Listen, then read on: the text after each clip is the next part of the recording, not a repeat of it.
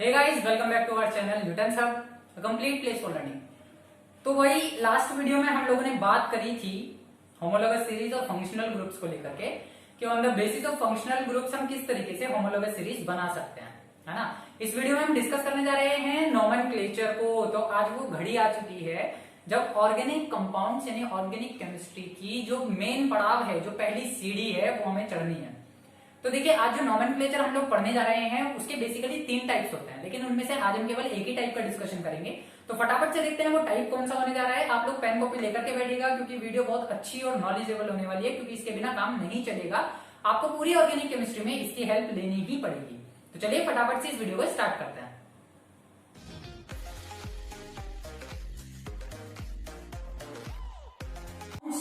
तो आज का टॉपिक हमारा हो गया है नोमेनक्लेचर ऑफ ऑर्गेनिक कंपाउंड्स। बेटे स्क्रीनशॉट लेना बंद कर दो, मैंने तुमसे कहा था उन्हें नोट्स प्रिपेयर करना शुरू कर दो। आज का ये सारा काम आप लोगों को नोट डाउन करना पड़ेगा। मेरे साथ साथ आप इस चीज को नोट डाउन करते हुए चलिए ताकि आप लोगों के सारे कॉन्सेप्ट्स क्लियर हो सकें। तो चलो देखो, सबसे पहले जो नोमेनक्लेचर है उसकी जरूरत क्यों पड़ी, है ना। ये यहां से बहुत अच्छा क्वेश्चन बन के आता है कि हम क्यों कर रहे हैं, नेमिंग क्यों दे रहे हैं, ऑर्गेनिक कंपाउंड्स को अलग अलग क्लासेस में डाल करके नोमेनक्लेचर क्यों किया, क्या जरूरत पड़ गई। क्या हम कुछ कंपाउंड के नाम याद नहीं रख सकते, इतनी याददाश्त कमजोर हो गई हमारी। तो बेटे यहां पर याददाश्त कमजोर ही हो जाती है। इसका आंसर केवल यही है। क्यों? क्योंकि कार्बन कैसा कंपाउंड है, कार्बन एक ऐसा एटम है, कार्बन एक ऐसा एलिमेंट है जो अपने मल्टीपल नंबर ऑफ कंपाउंड्स बनाता है। मल्टीपल नंबर ऑफ कंपाउंड्स का मतलब क्या है?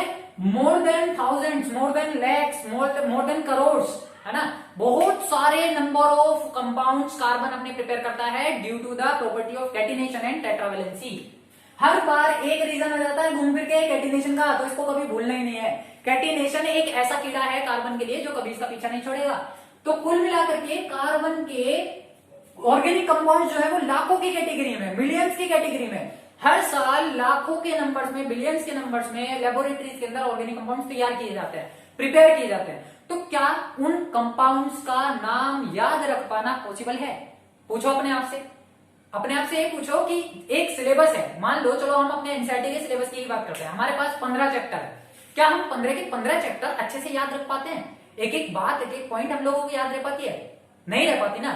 तो उसका जो तोड़ निकाला, उसके लिए साइंटिस्ट ने क्या निकाला? तोड़ निकाला कि ऑर्गेनिक कंपाउंड्स को कैसे याद रखा जा सकता है, उनके नाम को कैसे याद रखेंगे। उनके नाम को याद रखने के लिए कुछ सिस्टम बना दिए, जिनमें से नोमेनक्लेचर का जो पहला बेस बनाया, पहला सिस्टम बनाया, उसको बोला गया ट्राइवियल सिस्टम। ट्राइवियल सिस्टम का मतलब ये होता है यहां इनके कॉमन नाम होते हैं, कॉमन नेम, जो बहुत पहले यूज किया जाता था ऑर्गेनिक कंपाउंड्स को याद रखने के लिए, उनके कॉमन नेम का यूज किया जाता था। कॉमन नेम का मतलब क्या है? जैसे कि मान लो मैं लड़का हूं, ठीक है, और आप में से बहुत सारे स्टूडेंट भी लड़के होंगे। अब एक क्लास चल रही है लड़कों की, ठीक है, उसमें 50 लड़के बैठे हुए हैं। तो क्या हर एक लड़के को उनके नाम से नहीं बुलाओगे, या हर बार ये क्या करोगे? ए लड़के इधर आ, ओ लड़के इधर आ, ए लड़के इधर आ, तो वहां तो कंफ्यूजन हो जाएगा ना, कौन से लड़के को बुलाया गया। इसीलिए इस ट्राइवियल सिस्टम को चेंज किया गया, पहले के इस ट्रेंड को छोड़ दिया गया। तो दूसरा ट्रेंड है डिराइव्ड नेम का, derived naming system, derived naming system. अब डिराइव्ड नेमिंग सिस्टम को कैसे समझोगे? मान लो जैसे कि अभी मैंने बोला 50 लड़कों की क्लास चल रही है, उन 50 लड़कों में से मैंने क्या करा, उन 50 के 50 लड़कों का नाम रख दिया। एक का नाम रख दिया 10 पैसे, एक का रख दिया 20 पैसे, एक का रख दिया 30 पैसे। तो मैंने क्या किया? नाम डिराइव किए ना, नाम जनरेट कर दिए, तो वो इस सिस्टम में डाल दिया गया। उससे क्या हुआ? मेरे लिए आसानी हो गई। मैं हर बार एक सर्टेन लड़के को बुला करके, एक पर्टिकुलर लड़के को बुला करके कुछ भी कह सकता हूं कि ओए 10 पैसे इधर आ, ठीक है। तो ये हमारा क्या हो गया? ट्राइवियल सिस्टम के बाद डिराइव्ड सिस्टम हो गया। तीसरा एक और सिस्टम बना, जब यहां पर भी कंफ्यूजन होने लगी। क्यों? देखो, एक क्लास में 50 लड़के थे, ठीक है, हमने 10 पैसे, 20 पैसे, 30 पैसे नाम रख दिया। मेरे ही सेक्शन के जैसा एक और भी तो सेक्शन था, वहां पे जाके भी मैंने यही नाम रख दिए, 10 पैसे, 20 पैसे, 30 पैसे। अब मान लो एक असेंबली लगी हुई है, मुझे बुलाना था सेक्शन ए के 10 पैसे को, और मैंने आवाज लगाई 10 पैसे इधर आ, सेक्शन बोला नहीं, तो पता चला सारे सेक्शन के 10 पैसे निकल के सामने आके खड़े हो गए। जब ये प्रॉब्लम सामने आई तो वहां पे एक और सिस्टम बना दिया गया जिसका नाम आया IUPAC सिस्टम। IUPAC सिस्टम का मतलब है international union of pure and applied chemistry, ठीक है। स्टेप बाय स्टेप हम तीनों सिस्टम को देखेंगे, स्टेप बाय स्टेप इनके बारे में डीपली स्टडी करेंगे। आज की इस वीडियो में हम केवल डिस्कशन करेंगे ट्राइवियल नेमिंग सिस्टम को, कॉमन नेम्स को, कि कॉमन नेम क्या थे, किस बेसिस पर उनका क्लासिफिकेशन किया गया, ऐसी कौन कौन सी चीजें थी जिसके बेस पर हम कुछ एसिड्स का या ऑर्गेनिक कंपाउंड्स का कॉमन नाम ही हमेशा बुलाते हैं। ठीक है, तो फटाफट से देखते हैं कि ट्राइवियल सिस्टम क्या चीज है, ट्राइवियल सिस्टम को कैसे समझा जा सकता है। तो देखो, हम जब इनका क्लासिफिकेशन करेंगे तो क्लासिफिकेशन का कुछ बेस है। ट्राइवियल सिस्टम इसको मैं क्या कर देता हूं, डिवाइड कर देता हूं 4 पार्ट्स में। पहला जो इनका बेस होगा डिवाइड करने का, वो क्या है हमारे पास, जो इनकी डिस्कवरी हुई है, यानी कि कहां से ये आए हैं, जो सोर्स है, जिस जगह से हमें मिले हैं, on the basis of source, on the basis of source. पहला जो बेस बनाया ट्राइवियल सिस्टम में, जो पहला बेस बना वो क्या बना, on the basis of source, from where they prepared, कहां से वो बने, कहां से वो हमें मिले। दूसरा जो बेस बनाया, दूसरा बेस कौन सा बनाया जा सकता है बताओ, दूसरी जो चीज हो सकती है वो उनकी प्रॉपर्टी हो सकती है, on the basis of property, on the basis of property. अब प्रॉपर्टी कैसे, कोई चीज मीठी होती है टेस्ट में, कोई चीज खट्टी होती है, कोई चीज कड़वी होती है ना, किसी का कोई टेस्ट ही नहीं होता, तो टेस्ट के बेसिस पर भी इनको क्लासिफाई कर दिया गया। तीसरा जो बेस बनाया, on the basis of discoverer,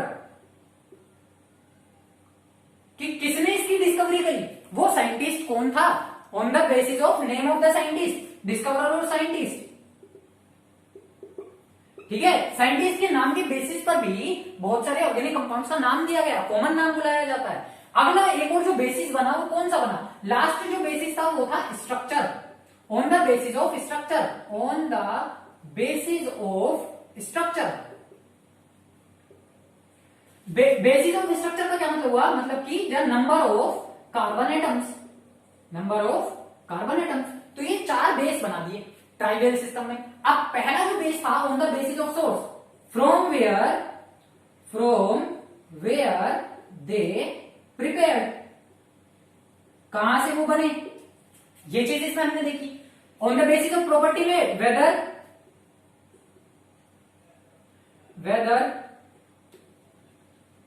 it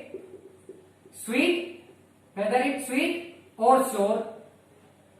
ठीक है, साइंटिस्ट के नाम पे तो साइंटिस्ट का ही नाम पड़ जाएगा सीधा सीधा जाकर, तो नंबर ऑफ कार्बन एटम। अब देखो, ये जो प्रिपरेशन है कि कहां से हमें ये ऑर्गेनिक एसिड मिले, किस सोर्स से हमने इन्हें बनाया, वहां पर ये जो जितने भी ऑर्गेनिक कंपाउंड्स है, जैसे मैं कुछ कॉमन नेम की बात करता हूं। देखो, सबसे पहला एक मैं छोटा सा जो नाम ले रहा हूं यहाँ पे, क्या ले लेता हूं, मान लो मैंने ले लिया लैक्टिक एसिड, या चलो सिट्रिक एसिड, ठीक है। एक होता है फॉर्मिक एसिड, एक होता है ऑक्जेलिक एसिड, फिर और बताओ, और कुछ कॉमन नेम बताओ आप, एसिटिक एसिड, है ना, एसिटिक एसिड। तो अगर मैं बात करता हूं, देखो यहां मैं सिट्रिक एसिड की बात कर रहा हूं, तो सिट्रिक एसिड की जो जनरेशन हुई थी कौन से सोर्स से हुई थी, वो हुई थी सिट्रस एसिड से। सिट्रिक एसिड जो हमें मिला था वो मिला था हमें सिट्रस एक लैटिन और ग्रीक, देखो जितने भी कॉमन नेम है, जितने भी ट्राइवियल सिस्टम के अंदर नेम डाले गए हैं, वो सब लैटिन या ग्रीक वर्ड्स थे। तो सिट्रस से आया सिट्रिक एसिड। फॉर्मिक एसिड कहां से आया बताओ, फॉर्मिक एसिड कहां से आया, किसी को पता है? फॉर्मिक एसिड आया फॉर्मस, ठीक है, इसको फॉर्मियस भी बोला जाता है कई जगह पर। फॉर्मियस से आया फॉर्मिक एसिड। अब फॉर्मिक एसिड है क्या चीज है, HCOOH। फॉर्मिक एसिड क्या चीज है, HCOOH, ये इसका फॉर्मूला है फॉर्मिक एसिड का।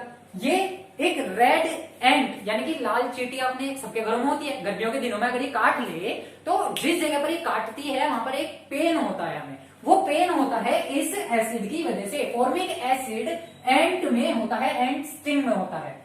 अगला ऑक्जेलिक एसिड जो है वो है ऑक्जेलस नाम से, ऑक्जेलिक ग्रीक लेटर है, ऑक्जेलस से आया ऑक्जेलिक एसिड। एसिटिक एसिड आया एसीटम से। एसीटम का मतलब होता है विनेगर, ठीक है, विनेगर क्या है, सिरका। तो एसीटम से आया हमारे पास क्या, एसिटिक एसिड। इसी तरीके से और भी नाम है, जैसे कि मैं बात कर रहा हूं यूरिक एसिड, या मैं बात कर रहा हूं यूरिया। ये दोनों कहां से आए हैं? ये आए हैं यूरिन से। ये कहां से आए हैं? यूरिन से। तो इस तरीके से इन सब्सटेंसेस के कॉमन नाम हमें क्या होते चले गए? याद होते चले गए। लेकिन अब एक चीज आप मुझे बताओ, क्या ये तो गिने चुने मैंने आप लोगों को 2-4 नाम बता दिए, ठीक है? जैसे कि मैलिक एसिड, एक और मुझे नाम याद आया, यहाँ पे देखो मैलिक एसिड है। मैलिक एसिड हमें मिलता है पायरोमेलस से, पायरोमेलस। तो क्या आप लोगों के लिए सारे कंपाउंड्स का, हम लोगों के लिए सारे कंपाउंड्स का ये कॉमन नाम याद रख पाना आसान है? क्या हम लाखों ऐसे नाम याद रख सकते हैं? तो क्या जवाब दोगे? कर लोगे क्या याद? नहीं कर सकते ना। तो इसी वजह से ट्राइवियल नेमिंग के सिस्टम को छोड़ दिया गया। ये जो ट्रेंड उस टाइम पर चल रहा था ट्राइबल नेमिंग सिस्टम का, कॉमन नेमिंग सिस्टम का, उसको प्रचलन में बंद कर दिया गया। कहा कि भाई इन लाखों करोड़ों नामों को याद करना पॉसिबल ही नहीं है। एक और नाम अगर मैं आपसे कहूं मार्च गैस, आप देखो मार्च गैस हमें याद रहती है ना? तो मार्च गैस जो है वो क्या होती है? CH4। CH4 कहां से मिली हमें? मार्शी प्लेस से मिली। अब ये मार्शी प्लेस क्या है? मार्शी प्लेस जहां से CH4 की जनरेशन हुई, जहां से CH4 को क्या किया गया? कंटेन किया गया, इकट्ठा किया गया, कलेक्ट किया गया, वो मार्शी प्लेसेस थे। तो ये सारे कॉमन नामों को याद करना पॉसिबल नहीं था। इसी वजह से हमें दूसरा सिस्टम बनाना पड़ा, जो कि क्या था? Derived system. डिराइव्ड सिस्टम को हम नेक्स्ट वीडियो में देखेंगे। फिलहाल यहाँ पर हम बात कर रहे हैं किसकी? ट्राइबल सिस्टम की। तो ये हो गया आपका on the basis of source from where they are prepared. इस तरीके से ये कॉमन नाम पहले लिए जाते थे। दूसरा आ जाता है हमारे pass on the basis of property, weather it sweet और सोर। स्वीट और सोर में क्या रखेंगे? स्वीट और सोर में देखो फटाफट से आप इसका स्क्रीनशॉट ले लो, मैं आगे चलता हूं फिर, ठीक है? तो स्वीट और सोर के केस में क्या होने वाला है? जैसे कि आपने नाम सुना होगा ग्लाइकोल का या ग्लूकोज का या ग्लिसरॉल का, ठीक है? तो जो मेरे पास ये ग्लूकोज है या ग्लाइकोल है या ग्लिसरॉल है, ठीक है, ये सारे के सारे कैसे होते हैं टेस्ट में? बताओ। ये टेस्ट में होते हैं स्वीट, मीठे होते हैं ना। और ये कहां से आया? ग्लाइकस से आया। ग्लाइकस, ग्लाइकस एक ग्रीक लेटर है, ग्रीक वर्ड है, जिसका मतलब होता है स्वीट। तो ये टेस्ट में कैसे होते हैं? मीठे होते हैं। तो इनकी कैटेगरी को डिवाइड करके एक जगह डाल दिया कि ग्लाइकस, जो कि जिसका मतलब होता है स्वीट, और उसमें रख दिया ग्लाइकोज को, ग्लूकोज को और किसको? अच्छा, ग्लूकोज को, ग्लाइकोल को और ग्लिसरॉल को, ठीक है? तो ये तीनों के तीनों किसमें डाल दिए? ग्लाइकोज में। अब ग्लाइकस में तीसरा आ जाता है हमारे pass on the basis of discoverer और साइंटिस्ट। अब बहुत सारे नाम आप लोगों ने बुक्स में पढ़े भी होंगे। जैसे कि मान लो मैं लेबोरेटरी के अंदर एक्सपेरिमेंट कर रहा हूं और मुझसे गलती से कोई एक नया सब्सटेंस, नया कंपाउंड, नया मैं कहूंगा एसिड बेस या कुछ भी चीज, एक नई चीज इन्वेंट हो जाती है ना, नई चीज की मैं डिस्कवरी कर देता हूँ और मुझे नाम समझ में ना आए उसका, तो मैं क्या करूंगा? अपने नाम पे रख दूंगा आकाश रस्तोगी एजेंट, है ना, या रस्तोगी एजेंट, या आकाश रिएजेंट, या आकाश एसिड, कुछ भी। अगर साइंटिस्ट के नाम पर उसका नाम रख दिया जाता है, उस कंपाउंड का नाम रख दिया जाता है, तो वो किसमें जाता है? On the basis of discover जाता है। तो जैसे कि मैं यहाँ पर एक नाम लिख रहा हूं RMGX, ये हमारे पास एक फॉर्मूला है। इसको डिस्कवरी करने वाले, बनाने वाले जो साइंटिस्ट थे उनका नाम था ग्रिग्नार्ड। उनका नाम क्या है? ग्रिग्नार्ड। तो इसका नाम पड़ गया ग्रिग्नार्ड रिएजेंट। क्या पड़ गया? Grignard reagent. एक और साइंटिस्ट का मैं नाम लूंगा फ्रैंकलैंड। फ्रैंकलैंड जो थे वो एक अच्छे जाने माने साइंटिस्ट रहे हैं। उन्होंने डिस्कवरी करते टाइम अपनी लैब में वो काम कर रहे थे लेबोरेटरी के अंदर, तो अचानक से एक फॉर्मूला जनरेट हुआ R2ZN। इस R2ZN को कैसे लिखा जा सकता है? और ऐसे भी लिखा जा सकता है RZNR, आप इसे ऐसे भी लिख सकते हैं। तो ये जो यहाँ पे ये कंपाउंड मिला, ये जो रिएजेंट मिला, उन्होंने अपने नाम के ऊपर ही इसका नाम रख दिया। जब उन्हें कुछ समझ ही नहीं आया तो उन्होंने बोला कि ये फ्रैंकलैंड रिएजेंट है।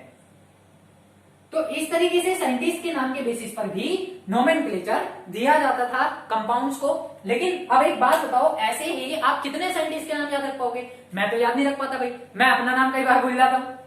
क्या करो, कैसी बात कर रहे हो? अपना नाम भी कोई बोलता है? भूल जाते हैं, जब दिमाग खराब होता है ना तो अपना नाम भी भूल जाता है। तो कुल मिलाकर के साइंटिस्ट के कितने नाम हम याद रख सकते हैं? कभी तो टाइम आएगा जब हम भूल जाएंगे। साइंटिस्ट के नाम भी अजीबोगरीब होते हैं, स्पेनिश, जापानीज, है ना, इंग्लिश, फ्रांसीसी, पता नहीं कितने, जर्मन, बहुत सारे साइंटिस्ट होते हैं। उसी तरीके से एक लास्ट बेसिस आया हमारे pass on the basis of structure और नंबर ऑफ कार्बन एटम। तो नंबर ऑफ कार्बन एटम में कैसे? मान लो मैंने कहा नंबर ऑफ कार्बन 1 है, नंबर ऑफ कार्बन 2 है, नंबर ऑफ कार्बन 3 है, नंबर ऑफ कार्बन 4 है, नंबर ऑफ कार्बन 5 है। इस तरीके से कितने भी नंबर ऑफ कार्बन हो सकते हैं। ये चीज हम धीरे धीरे आगे स्टडी करते चलेंगे। जब मैं आप लोगों को आईपैक समझाऊंगा, IUPAC बताऊंगा, तो ये सारी चीजें समझाऊंगा उसमें। तो जब कार्बन 1 होता है तो उसका नाम होता है एन, है ना। सिंगल बॉन्डेड होते हैं तो उसका नाम होता है एन, डबल होते हैं तो इन, ट्रिपल होते हैं तो आइन। तो जब एक कार्बन है उसका नाम होता है मेथ, दो होता है तो उसका नाम होता है एथ, फिर आता है प्रो, फिर आता है ब्यूट, फिर आता है पेंट, फिर आता है हेप्ट, हेक्स, फिर आता है हेप्ट, फिर आता है ओक्ट, फिर आता है नॉन, फिर आता है डेक्स, फिर इसी तरीके से सीक्वेंस सक्सेसिव ऑर्डर में बढ़ता जाता है। तो फिलहाल आप लोगों को जो समझना है वो समझना है कि ट्राइवियल सिस्टम कैसे दिया गया। पहला दिया गया on the basis of source, दूसरा दिया गया on the basis of property, तीसरा दिया गया on the basis of discoverer, और चौथा दिया गया on the basis of structure. Structure में आपको क्या रखा गया, नंबर ऑफ कार्बन एटम को प्रायोरिटी दी गई कि नंबर ऑफ कार्बन एटम के बेसिस पर ही आप उसका नेम देंगे। जैसे कि अगर मान लो मैं कॉमन नेम की बात कर रहा हूं, एक मैंने लिया मीथेन, तो मीथेन जो नाम लिया वो कैसे आया, वो एल्क के बेसिस पर आया। एल्क क्या है, नंबर ऑफ कार्बन एटम, जिसका नाम है मेथ। ये क्या है, एल्क, ठीक है। एल्क को ये क्या बोला जा रहा है, नंबर ऑफ कार्बन एटम। या मीथेन की मैं बात करूं, propane, butane, heptane, hexane, octane, कोई भी एक चीज, तो उसमें जो आगे वाला पार्ट है फंक्शनल ग्रुप से पहले का जो पार्ट है वो क्या होगा, नंबर ऑफ कार्बन एटम होगा। तो ये आपका क्या हो गया, ट्राइवल सिस्टम हो गया। अब ट्राइवल सिस्टम में जो सैचुरेटेड और अनसैचुरेटेड हाइड्रोकार्बन है उनको कैसे नेमिंग दी जाती है वो चीज हम देखते हैं। आप फटाफट से इसका स्क्रीनशॉट ले लो, फिर मैं इसको रब करता हूं और आगे चलता हूं। ले लिया सबने, चलो बढ़िया। आगे हमें देखना है कि जो नेमिंग है, कॉमन नेम जो हमने दिया है हाइड्रोकार्बन्स को, वो कैसे कैसे किस किस कैटेगरी में डाल के दिया है। तो हाइड्रोकार्बन के अंदर जब नेमिंग की हम बात कर रहे हैं, सबसे पहले जो मैं बात करूंगा, देखो एक हमारे पास हो जाती है सैचुरेटेड, है ना, एक हो जाती है सैचुरेटेड हाइड्रोकार्बन, और दूसरी बिल्कुल एग्जैक्टली वही चीज जो आप लोग कह रहे हैं, अनसैचुरेटेड, अनसैचुरेटेड हाइड्रोकार्बन। तो बताओ सैचुरेटेड में कौन सी वाली है, कंटेन्स सिंगल बॉन्ड, और अनसैचुरेटेड में कौन सी वाली है, कंटेन्स डबल और ट्रिपल बॉन्ड, जिसमें डबल और ट्रिपल बॉन्ड पाया जाए, at least one double bond, at least one triple bond, ठीक है। फर्दर बाकी कितने भी सिंगल बॉन्ड हो सकते हैं। अब सैचुरेटेड हाइड्रोकार्बन और अनसैचुरेटेड हाइड्रोकार्बन की जो नेम दिए गए ट्राइवियल सिस्टम में वो कैसे दिए गए, देखो जो सिंगल बॉन्डेड जितने भी कंपाउंड है उनका नाम क्या है, मीथेन, इथेन, प्रोपेन, ब्यूटेन, यानी कि वहां पर कुछ प्रीफिक्सेस का यूज किया गया। जैसे कि मान लो मैंने कहा एक तो हो गया एन, एक हो गया आइसो, एक हो गया नियो। आप इन तीन नामों को लिखा हुआ कहीं भी देख सकते हैं। ट्राइवियल सिस्टम में कॉमन नेम में इन तीन प्रीफिक्सेस का यूज किया जाता है। अभी प्रीफिक्सेस क्या चीज है, ये हमेशा नाम से पहले लगाई जाती है। जैसे कि मान लो मैं क्या कर रहा हूं, मैं डॉक्टरेट कर रहा हूं, है ना, मतलब पीएचडी कर रहा हूं, रिसर्च कर रहा हूं, तो मेरे नाम के आगे क्या लगा दिया जाएगा, डॉक्टर लगा दिया जाएगा, यानी कि डॉक्टर आकाश रस्तोगी। तो रस्तोगी क्या हुआ, सरनेम, आकाश क्या हुआ, रूट नेम, क्योंकि वो मेरा मेन नाम है, और डॉक्टर क्या हुआ, प्रीफिक्स हुआ, वो मेरी प्रोफेशनलिटी हुई कि मैं क्या हूं प्रोफेशन से, किस तरीके से मैं काम करता हूं। तो इसी तरीके से यहाँ पे नॉर्मल, आइसो और नियो तीन तरीके के नाम दिए गए। नॉर्मल की अगर मैं बात करता हूं तो वो क्या होती है, स्ट्रेट चेन, सैचुरेट है क्योंकि, तो यहाँ पर अनब्रांच्ड एल्केन होती है, अनब्रांच्ड हाइड्रोकार्बन, इसको ऐसे भी बोला जाता है। अनब्रांच हाइड्रोकार्बन मतलब जहां तक कोई ब्रांच नहीं है, स्ट्रेट चेन है। जैसे कि मान लो 1 2 3 4 5 6, मैंने ये सब इस तरीके से बढ़ाते चला गया, कितने भी नंबर ऑफ कार्बन एटम को मैं ज्वाइन कर दूं तो ये कैसी हो जाएगी, नॉर्मल स्ट्रक्चर हो जाएगी, क्योंकि अनब्रांच्ड है, इसमें कोई ब्रांच नहीं है। तो जब अनब्रांच्ड हाइड्रोकार्बन की बात करेंगे तो उसके नाम से पहले क्या लगाया जाएगा, एन लगाया जाएगा। मान लो अगर मैं इसके नाम की बात कर रहा हूं तो कैसे मैं वैलेंसी पूरी करूंगा, ये हो गई 3, ये हो गई 3, बाकी सब पे क्या आएगा, 2 2 एच आ जाएंगे, ठीक है। वैलेंसी इसी तरीके से पूरी करनी है क्योंकि 4 वैलेंसी होती है कार्बन की, तो काउंट कर लो 1 2 3 4 5 6, 6 कार्बन पर क्या आता है, 6 कार्बन पर आता है हेक्स, 6 कार्बन पर आता है हेक्स, क्योंकि ये सारे सिंगल बॉन्ड है तो इसके नाम के पीछे आएगा एन, जो कि इसका क्या है, सफिक्स है, जो कि इसका फंक्शनल ग्रुप है। अभी देखो कंफ्यूजन मत करना बिल्कुल भी, ये चीज मैं आपको आईपैड में सारी पॉइंट टू पॉइंट समझाऊंगा, है ना, स्टेप बाय स्टेप सारी चीजें हम समझेंगे। फिलहाल आप लोगों को ये समझना है नॉर्मल, आइसो और नियो का यूज कहां करना है। तो नॉर्मल यूज होगा जब हमारे पास स्ट्रेट चेन होगी, अनब्रांच्ड चेन होगी। तो ये हेक्सेन है ना, इस हेक्सेन के आगे आप क्या लगा दोगे, एन लगा दोगे, और इनको क्या करोगे, सेपरेट करोगे एक हाइफन की हेल्प से। यहां पर क्या लगाया जाएगा, एक हाइफन लगाया जाएगा, तो नॉर्मल हेक्सेन। जब कभी भी नॉर्मल लिखा होगा तो इसको मतलब वो क्या है, एक स्ट्रेट चेन है। मान लो मैंने कहा एन ब्यूटेन, तो एन ब्यूटेन का मतलब क्या है, आप क्या बताओगे कि 4 कार्बन स्ट्रेट लाइन में जुड़े हुए हैं, ठीक है। N pentane, n heptane, n octane, तो इसका मतलब ये है कि सारे कार्बन स्ट्रेट चेन में जुड़े हुए हैं। अगर मैं आइसो ग्रुप की बात करता हूं तो देखो फर्स्ट तो हमारा हो गया, सेकंड ग्रुप है आइसो और थर्ड ग्रुप है नियो। तो आइसो ग्रुप को समझने के लिए आपको क्या याद रखना है कि जो आपका सेकंड कार्बन होगा या लास्ट सेकंड लास्ट कार्बन होगा। Methyl group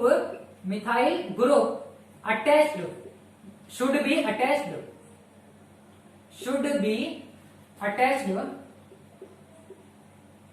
on second last carbon atom. तो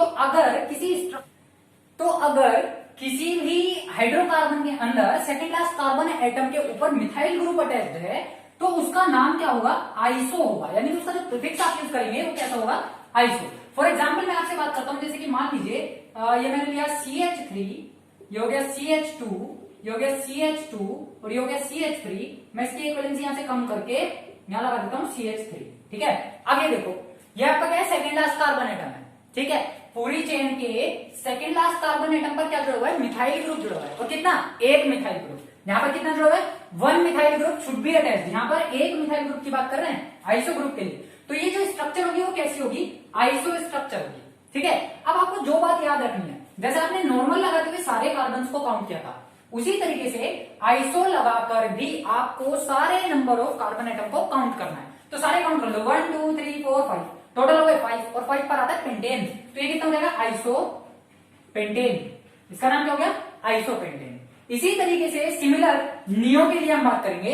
तो नियो के लिए क्या होता है? एटलीस्ट मतलब कि जो कार्बन एटम आपके पास है वो सारे के सारे किससे जुड़े होंगे? मिथाइल ग्रुप से। यानी कि carbon atom should be connected. तो ये हो गया आपका आइसोपेंटेन। अगर जैसे कि मान लो ये CH3, ये C, ये CH3, ये CH3 और ये CH3, ये आपके पास कहीं स्ट्रक्चर देखने के लिए मिल गई। यानी कि जो सेंट्रल कार्बन एटम है वो सारे के सारे जितने भी ग्रुप हैं वो सारे मिथाइल ग्रुप हों। यानी कि हम यहां लिख सकते हैं कि carbon atom surrounded by methyl group. सारे के सारे क्या होने चाहिए? मिथाइल ग्रुप होना चाहिए। तो वो स्ट्रक्चर कौन सी हो जाएगी? नियो स्ट्रक्चर हो जाएगी। अब जैसे आइसो में सारे कार्बन काउंट किए, उसी तरीके से नियो में भी सारे के सारे ही आप क्या करोगे? कार्बन को काउंट करोगे। तो सारे काउंट कर लो, 1 2 3 4 5, टोटल हो गए 5 और 5 पर क्या आने वाला है? फिर से पेंटेन आने वाला है। तो इसके नाम के आगे क्या लगा दूंगा मैं? नियो। तो ये क्या हो गया? Neo pentane. अब फिर से वही चीज, जब आप इनको लिखेंगे तो हाइफन से सेपरेट करेंगे। जैसे यहां पर हमने क्या किया? नियोपेंटेन। यहां क्या हो गया हमारा? आइसोपेंटेन। और ये क्या हो गया हमारा? नियोहेक्सेन। तो तीनों के नामों को सेपरेट करने के लिए, प्रीफिक्स को, रूट नेम को सेपरेट करने के लिए हम किसका यूज करेंगे? इस हाइफन का यूज करेंगे। एक फिर से वही चीज मैं आपसे बार बार रिपीट कर रहा हूं, जो याद रखना है बेटे, याद क्या रखना है कि जो सेंट्रल कार्बन एटम है वो सराउंडेड होना चाहिए, घिरा रहना चाहिए चारों तरफ से मिथाइल ग्रुप के साथ। तभी वो स्ट्रक्चर क्या होगी? नियो स्ट्रक्चर होगी। तो ये तो बात होगी हमारी किसके लिए? सैचुरेटेड हाइड्रोकार्बन्स के लिए, जब कार्बन सिंगल बॉन्डेड होते हैं। फटाफट से इसका स्क्रीनशॉट ले लो, फिर मैं अनसैचुरेटेड हाइड्रोकार्बन का समझाता हूं कि उसका नेमिंग कैसे करनी है। ले लिया सबने स्क्रीनशॉट? ले लिया? फटाफट, बहुत बढ़िया। चलो, अनसैचुरेटेड हाइड्रोकार्बन के केस में क्या होने वाला है? देखो, अनसैचुरेटेड हाइड्रोकार्बन कौन से हैं? जो डबल बॉन्ड या ट्रिपल बॉन्ड को कंटेन करते हैं। ठीक है, तो फर्स्ट एग्जांपल मैं आपसे ले लेता हूं यहाँ पे, जैसे CH3 CH double bond CH2। ये मेरे पास एक फर्स्ट एग्जांपल हो गया। बताओ, डबल बॉन्डेड वाला है तो किसकी कैटेगरी में जाएगा? बताओ। हाँ, एल्कीन की कैटेगरी में जाएगा। यानी इसका जो फंक्शनल ग्रुप हुआ, जो इसका सरनेम हुआ, वो क्या होएगा? इन होएगा। आपको क्या करना है? Number of carbon atom count करने। तो 1 2 3 कार्बन है, 3 कार्बन है, तो क्या नाम दोगे? मेथ एक प्रो, तो नाम क्या आ गया? प्रोपीन। इसका नाम क्या बन गया? प्रोपीन। अब इसको आप और कैसे लिख सकते हो? आप ऐसे भी लिख सकते हो, प्रोप 1 इन। इसका जो नाम है वो ऐसे भी लिखा हो सकता है, प्रोप 1 इन, क्योंकि फर्स्ट कार्बन पर क्या आ गई है? डबल बॉन्ड आ गई है। अगर मान लो मैं एक एग्जांपल ले लू कुछ ऐसा, कैसा कैसा ऐसा, देखो CH triple bond C single bond CH2। ठीक है, अभी भी इसमें कितने कार्बन है? 3 कार्बन है, लेकिन कौन सी कैटेगरी में जाएगा? आइन कैटेगरी में जाएगा। बिल्कुल ठीक बात। क्यों? क्योंकि यहाँ पर ट्रिपल बॉन्ड आ गया। ये एल्कीन फैमिली से बिलोंग कर रहा है, ये एल्काइन फैमिली से बिलोंग कर रहा है, तो इसका नाम क्या जाएगा? 1 2 3, पहले ही कार्बन पर है, तो प्रोप 1 आइन। इसका नाम क्या हो गया? प्रोप 1 आइन। इसी तरीके से आप इसको डायरेक्टली लिख सकते हैं, प्रोपाइन। आप इसको क्या लिख सकते हैं? प्रोपाइन भी लिख सकते हैं। ठीक है, तो ये क्या हो गया आपका? अनसैचुरेटेड हाइड्रोकार्बन का ट्राइबल नेमिंग सिस्टम हो गया। अब ये तो बात हो गई जब एक स्ट्रक्चर में केवल सिंगल बॉन्ड ही है या डबल बॉन्ड ही है। मान लो अगर मैं एक स्ट्रक्चर ऐसी बना दूं, इनको मिक्स कर देता हूं। कैसे मिक्स कर देता हूं कि एक ही स्ट्रक्चर के अंदर डबल बॉन्ड भी आ जाए और ट्रिपल बॉन्ड भी आ जाए। तो ये आ गया। तो मैं कर देता हूं इन दोनों एग्जांपल्स को मिक्स करूंगा तो ये हो जाएगा CH triple bond C single bond CH double bond CH2। देखो सारी वैलेंसी भी कंप्लीट है हमारी, ठीक है। अब इस स्ट्रक्चर का अगर मुझे नाम लिखना हो तो यहाँ पर ट्रिपल बॉन्ड भी हो डबल बॉन्ड भी है, यानी अनसैचुरेटेड ही है, तो इसका नाम कैसे आने वाला है। अब यहाँ पर दोनों के बॉन्डों के नाम दिए जाएंगे, आयन भी लिखा जाएगा, इन भी लिखा जाएगा। तो पहले नंबर ऑफ कार्बन काउंट कर लो 1 2 3 4, तो नाम क्या आ गया ब्यूट।